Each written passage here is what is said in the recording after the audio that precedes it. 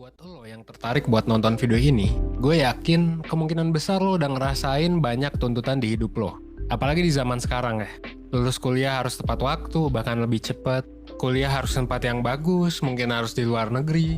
Habis kuliah nggak boleh lama-lama nganggur, harus langsung dapat kerja. Kalau bisa 2 digit lah gajinya. Dan kalau bisa kerjanya di startup gede atau perusahaan gede. Dan kalau bisa juga abis itu langsung nikah, beli rumah, beli mobil gitu. Dan kalau bisa juga sambil nyicil kos-kosan sih ya, biar ada passive income sama investasi juga. Banyak banget ya gitu, udah banyak, gak jarang berat juga.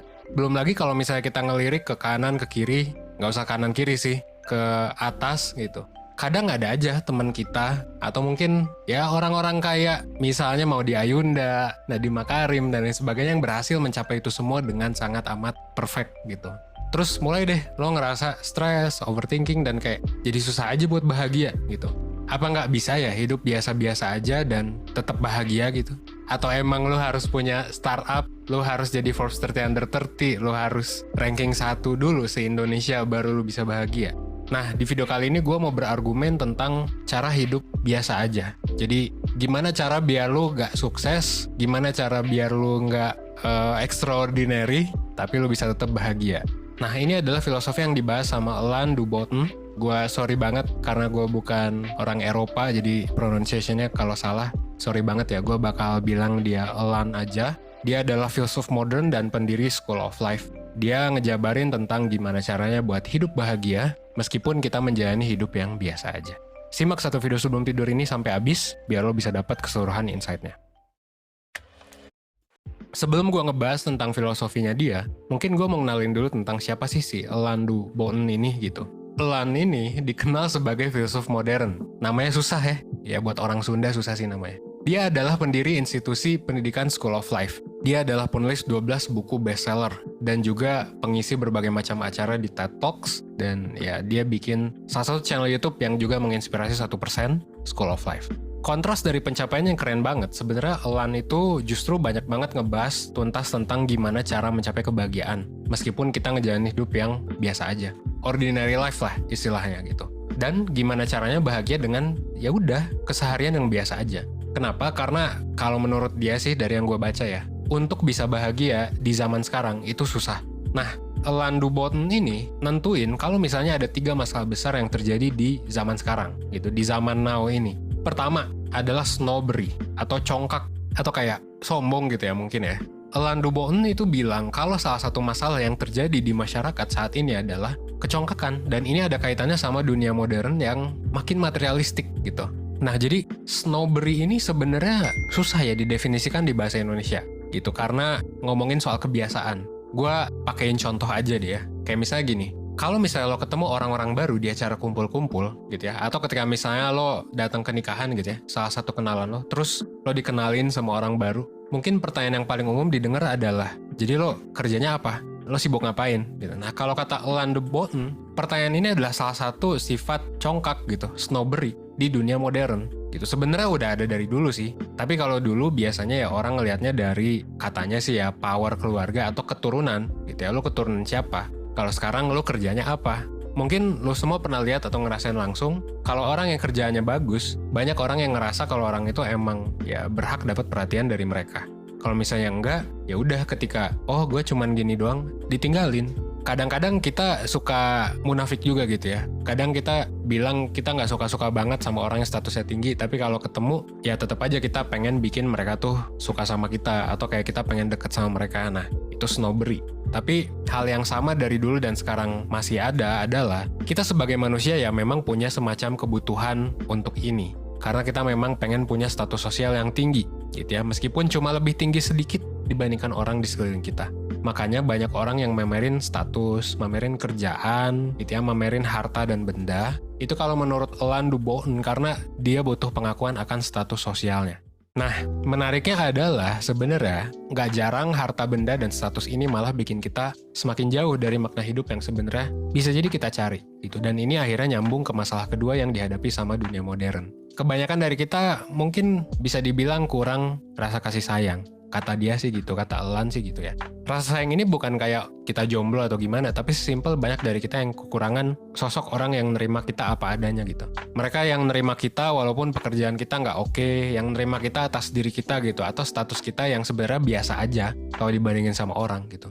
Nah, Elan Du Boen tuh ya bilangnya kayak gimana cara orang tua atau ibu kita lah yang ideal memperlakukan anaknya. Bahkan kadang ibu kita aja ngebanding-bandingin, ya nggak sih? Nah, karena kurangnya rasa sayang itu yang nggak dikasih, padahal di psikologi perkembangan tuh butuh gitu ya. Kita akhirnya nyoba buat bikin orang yang sebenarnya pendapat mereka tuh nggak penting-penting banget. Yang sebenarnya kita nggak kenal-kenal banget sama mereka dan bahkan kita nggak suka-suka banget sama mereka. Kita pengen bikin mereka kagum gitu. Nah, ini juga yang bikin kita ya sering banget ngebanding-bandingin diri kita sama teman kita gitu ya, yang kita rasa lebih sukses dan akhirnya kita ngerasa nggak berguna gitu. Dan setiap kali kita dapat penghargaan atau apa, kita biasanya segampang itu untuk langsung post ke media sosial biar kita ngerasa ya berharga gitu, biar kita diterima sama orang. Atau kayak kenapa misalnya wedding sampai sekarang mahal gitu ya, terus kayak orang beli mobil yang wah mungkin nggak dia butuhin tapi orang beli gitu, mungkin bisa jadi karena kurang kasih sayang. Nah, menariknya adalah orang yang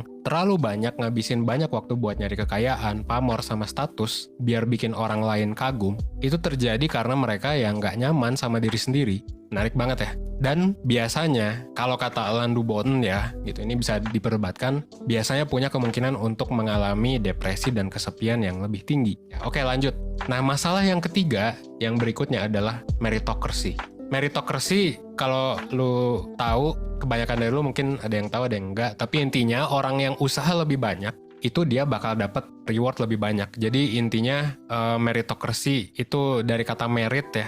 Intinya ya lu kalau bikin value yang besar, ya lu bakal dapat reward yang besar. Itu sistem yang sebenarnya mendasari banyak sistem lain kayak kapitalisme gitu. Itu didasari dari ya semakin lu kerja lebih oke, semakin lu ngasih value, lu bakal dapat duit. Intinya kayak gitu. Sekarang tuh sistem yang kita kira kita sedang anut adalah meritocracy. Bagus sih, karena ya ngasih gambaran bahwa ya kalau lu mau sukses ya lu kerja dengan benar gitu ya. Smart work, hard work.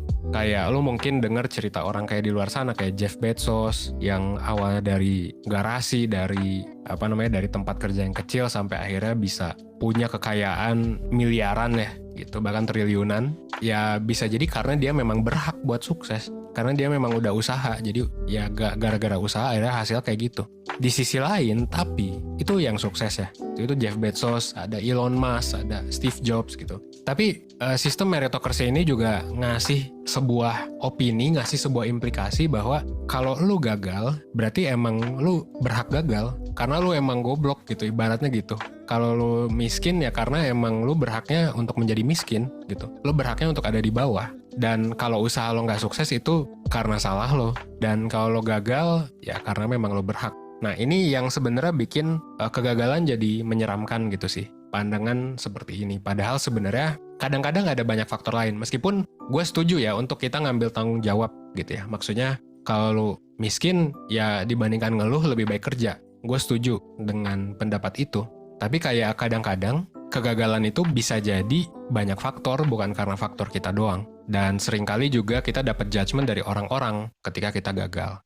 Nah, ketiga masalah ini yang ngebuat banyak orang ngejar kesuksesan. Kesuksesan materialistis dan lain sebagainya, seringkali tanpa benar-benar memikirkan makna dia melakukan semua ini tuh buat apa. Emang lu buat apa sih? Kayak kalau kita pertanyakan lagi, atau lu mungkin bisa tanya ke diri lu sendiri, emang lu ngelakuin semua hal ini buat apa? Nah, terus gimana nih hidup biasa aja? Pada akhirnya ya, kita harus menyadari ya, fakta bahwa mungkin cuma 1% orang di dunia ini yang bakal benar-benar ngerasain sukses kayak Jeff Bezos. Pada akhirnya 99% dari populasi, baik itu lu ataupun gua gitu ya, ya kita bakal ngejalanin hidup yang biasa aja. Atau kalau kata Elan Du Boen gitu ya, ordinary life. Ya, hidup yang ya biasa aja gitu. Dan kalau lo sadar sebenarnya sekarang itu adalah masa dimana hidup biasa aja tuh nyaman banget dibandingkan masa-masa sebelumnya. Obat ada di mana-mana gitu ya. Lu kalau sakit tinggal ke dokter gitu kan. Makanan ada di mana-mana gitu ya. Informasi lu bisa cari di internet. Tapi entah kenapa, dengan banyaknya hal yang dikasih ke kita malah di zaman sekarang makin ngerasa kayak banyak hal yang gak cukup gitu buat kita. Padahal kalau menurut Elan Du Boen gitu ya, jalanin hidup biasa aja itu sebenarnya juga luar biasa gitu. Yang sebenarnya kita bisa happy banget kok. Yang kadang kita nggak sadari sih. Coba kalau kita ngelihat hidup orang-orang zaman dulu gitu ya.